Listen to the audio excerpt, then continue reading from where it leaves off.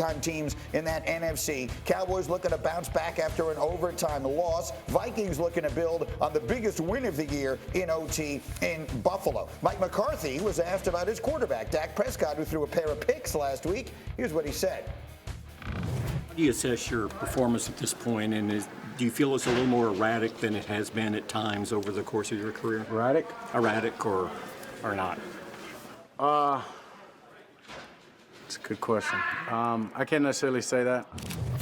But yeah, obviously not 5-0 in those games, so damn sure not as clean or as good as I'd want it. All right, so we can debate the question all that we want here. Let's just not waste our time in that. RC, let me ask you the real question. How much, if the Cowboys suffered a very tough loss last week, that's a game they should have won in a lot of different ways, and their defense gave up a 14-point lead in the fourth quarter. We've covered it repeatedly. How much of whatever it is that are concerns for the Cowboys right now are reasonable to place on the quarterback? You know what? I'm actually not that concerned with Dak. I don't feel like Dak has been much worse than we've seen him throughout his career. Yeah, I'm sure you want to have the communication be better between Dak Prescott and CeeDee Lamb in the red zone when he throws the first pick to Ford, or in the middle of the field, something Dan and I detailed on Touchscreen Tuesday, when he's thinking that he's going to keep the football up the field with CeeDee Lamb, who's going to bend it, and CeeDee Lamb does something different. I think there were just some communication issues that they need to shore up and make sure, if you're going to have this sort of freedom in the offense, that your quarterback and your number one receiver are on the same page. The other thing is this: if you're Kellen Moore, and we screamed, everybody said it, Kellen Moore, remember what sort of offensive coordinator you were when you had Cooper Rush. Be that same guy, but now do that with Dak Prescott and allow him to elevate you above where Cooper Rush did. That's not throwing the football 46 times when Tony Pollard is running the skin off of the football, or when Davis is getting 8 yards a pop. Continue to do what got you there, and I think they changed some of those things. But as far as Dak Prescott, I believe he's playing fine. I think he's playing well. Some decisions have to be different. Communication needs to be better. But as a whole, they lost that game against the Green Bay Packers. And there are deficiencies on this team, but the one I'm least worried about is Dak Prescott. Absolutely. I mean, if I were to say that I've got Dak's back because they're talking smack, but the flack is whack, he's going to bounce back and get the Cowboys attack back on top of the pack. If I were to say that, Sacha, what would your reaction be? It would be this, like, bravo. Like, Who say the hip? The hip to the hip? Yeah, drop the mic down. At the end of the yeah, so let me drop the mic. I don't even remember my question. No, so to your point, no, Dak is not the issue. Dak, right, I think, is back in a lot of ways, but the defense isn't. Simple as that. 207 rushing yards given up last game, 240 the game before that. Over the last 4 games, averaging 175 yards given up on the ground. Over the whole season, 143. There are issues on this defense that Dak cannot solve, and that involves staying in your gap. That involves not being the guy who's trying to make a hero play, but doing your job. That involves guys getting healthy, right? Michael Parsons has been injured, and it's been obvious. I want him to get back healthy.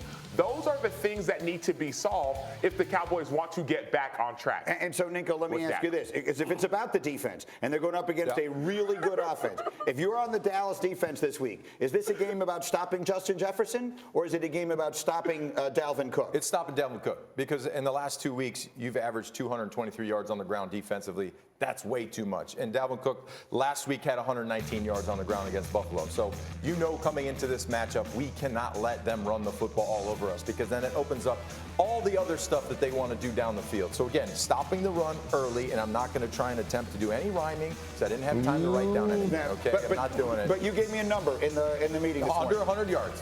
Under 100 yards. If you keep them under 100 yards, it helps you. It gives you a chance. If you let them run for over 100, everything else is open. So that's the line right there. Nico said it to me. 99 yards rushing, and the Cowboys win. We'll put the picks up on the screen. RC, go. How do you suggest they stop Dalvin Cook, though? Do you truly think you're going to put 8 men in the box when Kirk Cousins walks up to the line staring at Justin Jefferson? He don't look off ever. Kirk Cousins is staring at Justin Jefferson. They got safeties rolled over there. He snaps the ball. He don't even look at the snap, y'all, because he's staring at Justin Jefferson. And he throws it to him. And he's covered all the time because teams are doubling him. People are on top top of his head. He had the greatest three-handed catch of all time on 4th and 18. And so what we're going to do if we're the Dallas Cowboys, who gives up boatloads of yards rushing, is we're going to throw 8 men in the box, and we're going to say, Kirk, with your 17 chains and you're not as hairy chest as I actually expected it to be on the plane, hand the ball off to Dalvin Cook. Hell no. This is a conundrum, and the Dallas Cowboys are in all heaps of trouble defensively if they think they can stop the Minnesota Vikings. They better just score a whole lot of points, because you stack the box, 18 gonna get 200. You play with a light box, Dalvin Cook gonna get 200. I am interested to see what Dan Quinn does. You see the pick super quick, Brooke. Has your confidence in Dallas been shaken? I asked him the question earlier about about Buffalo. Dallas, still on board or no? I'm on the brink. I'm on the diving board. I'm like walking out to the plank, because here's the thing. I think Dallas still has a chance. I think maybe they need to make a move. I don't know, a guy like Odell Beckham Jr., perhaps, maybe. You're not the first person I've heard say it. All right, we'll run along here. Coming up 40 years ago. My pick. I got the Cowboys, because of course I do. Don't be ridiculous. Who do you think you're talking to? I didn't write all these rhymes for nothing. All right, coming up. We're not in a very good position right now, that's for sure. Like I told the guys, like there's no margin for error, period. We got to play up to our potential. If we play up to our potential, we can win our last 6 games. I'm confident of that. Obviously, I got to play up to my potential. Tonight wasn't it. Now, Rodgers taking a lot of the responsibility on himself. Candidly, he just didn't play well last night. They've lost 6 out of 7. Our analytics now give them a 5% chance of making the playoffs. It should be pointed out that is the inverse of what we gave them during the preseason. Again, they were the likeliest team to make the playoffs in the entire sport at 95% before the season began. So, RC, we've spent so much time talking about them this year, and it is perhaps an oversimplification to say, well, Davante Adams left, and that obviously changed a lot of things. But if indeed, realistically, it ended for the Packers for this year last night, how do you explain it? How do you explain that a team that had a 95% chance to make the playoffs is sitting there at 4-7? Well, the first thing, like, football is unpredictable. I think that's the first thing I can explain. If we just knew who was going to win Super Bowls, who was going to get to playoffs, then it wouldn't be so exciting. Like, people from Cleveland wouldn't tune in every year and crazily think that they're going to win the Super Bowl. The Dallas Cowboys fans wouldn't be the most annoying fans in the world thinking, you know what, this is the year, right? Because you got to go play the games.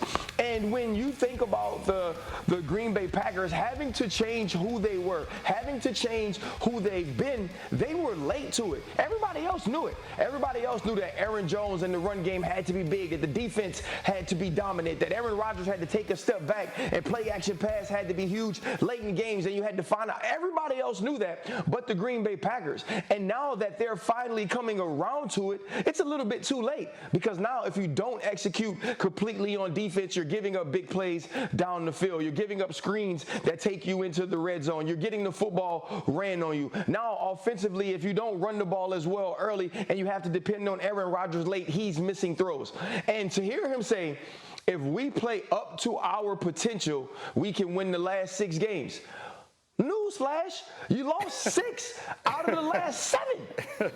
And if you don't get some bad penalties or get some penalties on your side last game, you probably lose to the Dallas Cowboys too. So this team is done. I wish Rex and I were sitting in studio with Dan so we can pull our chairs together, look Daniel in the face, and say, no, you were not right. We'll cancel Christmas, and maybe next year the Green Bay Packers can live up to all the hype of the preseason. It really is an interesting thing when you think about him saying, if we play up to our potential, which so clearly begs the question, why have you gone 11 games and not played up to your potential? This was a time of change, but not this much change for a Packers team that has been so good for so long. And look, the last time we wrote Aaron Rodgers off, right? This team drafted his replacement, and we were talking about him being in decline. The last time that happened, he went out and had back-to-back MVP seasons. So I'm going to be very hesitant to write Aaron Rodgers off in the long run. But it's certainly, he's going to be 40 years old next year, Brooke. And you watched, the very end of Ben Roethlisberger's career up close and personal. Brooke covers the Steelers for us. I don't know that this is exactly like that, but it could have some of the same markings. It absolutely does, and it could. The way that I look at at the Packers' future and their offseason, it's going to be like a trip to the dentist when you know, man, I have not been brushing my teeth real well. Like, you've got cavities. You know that dentist appointment is coming up in like a couple weeks. So you're going to do all you can. You're going to floss, you're going to brush, you're going to Listerine, you're going to do some fluoride treatment, but the cavities are still there. Like, you could still end up having to get a root canal. That's what the Packers are facing now with Aaron Rodgers. They've got a lot of guaranteed money tied up in him. He's not playing like a guy worth $50 million. I mean, guys, you can floss and you can brush, but you're still going to need some Novocaine. I don't know why that analogy tickled me so. It just did. So now they're going to be at the dentist for the rest of their season.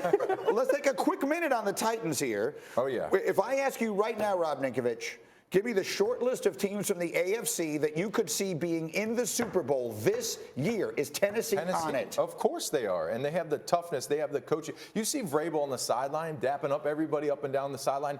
There's a respect factor there, and there's a chemistry that you build in the offseason. And you can see that. You see that aggressiveness. You see the running game. They were down a ton of people last night. They didn't have their starting center, safety, corner, kicker. They didn't have a lot of guys traveling on the road on a short week, and they looked really good. But they had Derrick Henry, so that helps. So again, when you have the running back, that strong running back that kind of sets the tone, everything else falls in place. Then Ryan Tannehill playing at a high level. You don't want to play this team in the playoffs because they could come into your house and they could beat you. Can we put, Sydney, very quickly, can we put those odds back up there again? Because there's one thing that I think jumped out to me as we see Vegas considers them the 15, okay? I'm just going to read some names to you right now, Sacho. Josh Allen, Patrick Mahomes, Lamar Jackson, Tua Tagovailoa. Do you trust Tannehill? I know he was good last night. He had the implosion in the playoffs last year against Cincinnati. That's the difference, right? Yeah. Do you trust Tannehill to play toe-to-toe with those guys in a big game? I don't, not in the playoffs. But hopefully, and that's the plan for the Titans, that it wouldn't be about him. It would be about their defense dominating the way they did, be about some of the running game as well. And then just a quick thing. When we were talking about Green Bay, there were 3 things I wrote down. And the Tennessee Titans have these 3 things: chemistry, coaching, and buy-in. Those 3 things, when you're building a football team, you have to have chemistry amongst the players, amongst the offense, defense, special teams, the coaches. Then you have to have the coaching, and then everybody's got to buy in. So the Tennessee Titans have that. I agree. The Packers don't. But you know what? It's been a very long time since a team won a championship based on building around a running back. It just doesn't happen much. They're going to need the quarterback to play big if they're going to come out of the AFC. Orlovsky, too. Oh, that's for Dan? See, this is for Dan. This is a picture for Dan. This is The tear detail see, they're for me. crying. It's good. Yeah, it's great. Ninko, the artist, getting things done, the caricaturist, doing